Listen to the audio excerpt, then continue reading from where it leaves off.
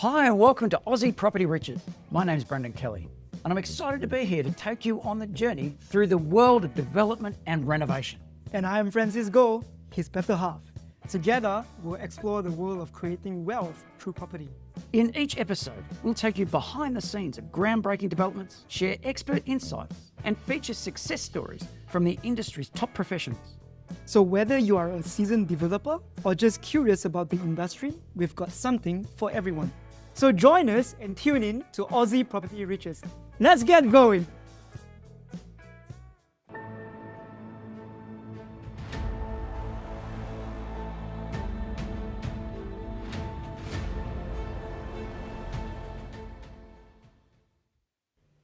Hi and welcome.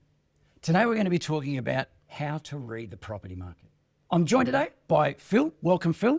Thank you, Brendan. Great to be here. It's a pleasure to have you. Thank you for joining us. Phil is a buyer's agent and the director of Your Property Insider. I'm joined also today by Adam Barry. Welcome, Adam. Hello, Brendan. It is a pleasure to have you join us. Thank you. Adam is a director of Develop Capital and a very, very successful developer in his own right. Francis, I'm also joined by, as usual, welcome back, Francis. Thank you, Brendan. I'm so excited today. We have two experts and yourself. What a great show. Actually, it's going to be huge. Francis, as you know, Francis is the director of Prime Land Consultants and a very, very successful developer unto his own right. So let's get into the topic, how to read the property market. Firstly, I guess I want to ask the question, is there value in reading the property market? Adam, do you get value from reading, and how does the property market help you with your projects that you take on? Well, I'm a property developer, Brendan, so I'm buying today and selling in 18 months or 2 years' time. So reading the market is fundamental to what I do. If I get it wrong, a profit could be a loss. If I get it right, a profit could double. We're buying today to develop and sell tomorrow. Very important that we make forecasts and look at the market and see what direction it's heading in. Phil, in your experience as a buyer's agent, I would suggest that the market carries a fairly valuable outcome for you, for yourself and your clients and the work that you do, your own property investing.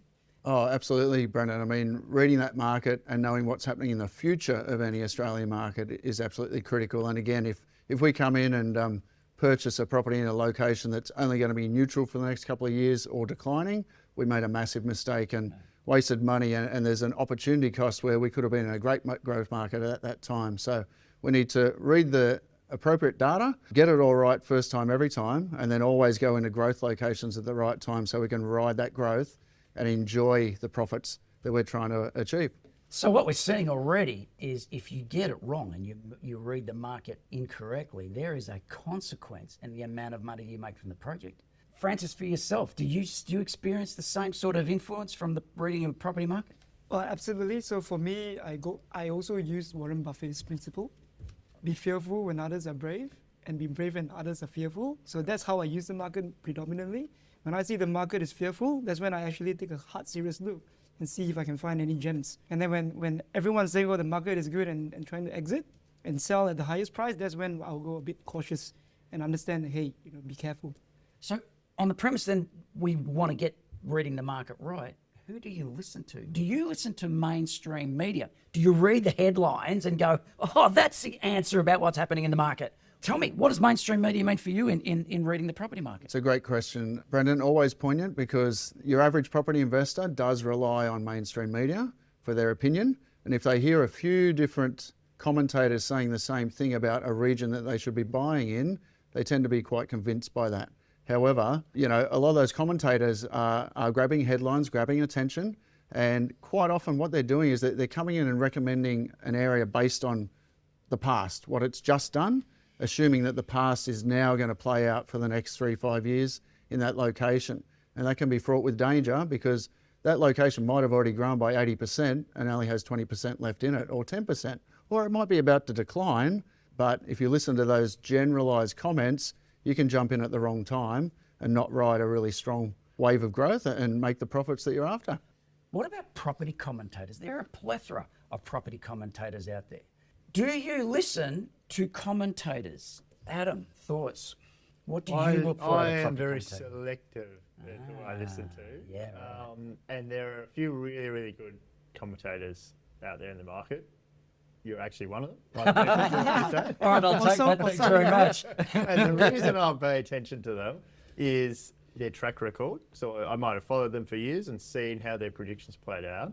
But more importantly, their rationale for their prediction. So I really like the ones that tell me where they think the market's going to go and then provide some good data and reasoning as to why that's going to happen. And the really, really good ones often bring data to my attention that I didn't even know existed. Yeah, right. So there's probably 3 or 4 that I pay attention to. The other type of commentator that I will pay attention to is the one that says the opposite of what I believe is going to happen.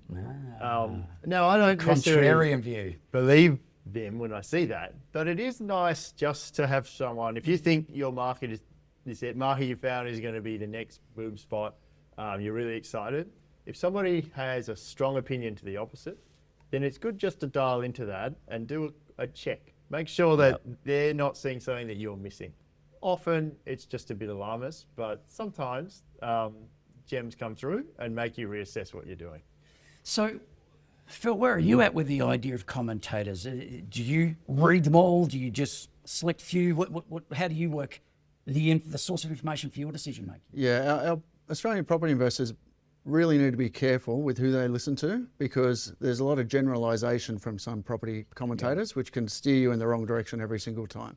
So I love the idea that you guys are talking about using firm facts and data to predict what's going to happen. And I actually, have learnt from some of these great commentators, one on my left here, but it's all based on data. I'll listen to the commentators that I like to listen to. I'll then do my own research, coinciding, using similar data with similar results, and then I'm really firm on that location, and it sort of, reaffirms my thoughts, and I'm always happy to have it backed up by an expert that I've been following for some time. I know they always get it right. Let's digress for a moment if we could. There are 15,000 suburbs in this country. 5,000 of them have units. So there's 20,000 individual markets playing out simultaneously, and no two play out the same way at the same time. The data available, is it freely available? Can you access it fairly freely? Some of it you can, some of it you can't. Particularly data around sales, or what things have sold for recently, which I use a lot to figure out what I think things are worth. That is the subscription service, the most reliable side. Sure. A lot of the other stuff is free. Listings information, at least for the area you're in, it's just simply go to your sites that are selling property. There's statistics from the Australian Bureau that are available. So a lot of it is there for free. Okay, Francis, do you use free data or do you buy paid services, paid Well, subscriptions? as free as I can get them. Yes, So absolutely. Wonderful. another important source as well, the local real estate agents, right? Whichever market you're looking for, I generally try to form friendships with them, long-term relationships with them, and so they can easily give me a call sometimes, or I can give them a call and find out, hey, what's the market doing? Yeah. Tell me past few months what's happening, what kind of product someone is after. But yes, it's a combination free as much as you can, but then there's also going to be elements of subscriptions. Yes, you will need some paid subscriptions to get some good data. And when you're drilling Correct. down and are about to buy, That's that right. sort of data is invaluable. That's right. And Yeah. it's interesting how AI may play out as well with these things. So getting on the ground is one of the key Yes. components to getting your actual purchase correct. Correct. But reading the market can stay at a higher level, go to suburb level type volume. That's right. What about yourself?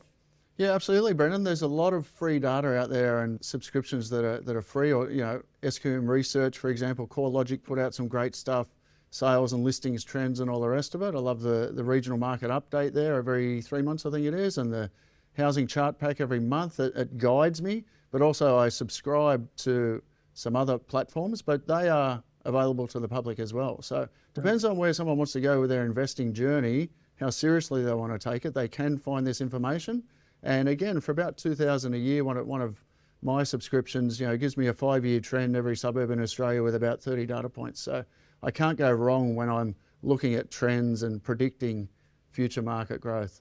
What we've heard today, in this segment alone, is the value of being able to read the market.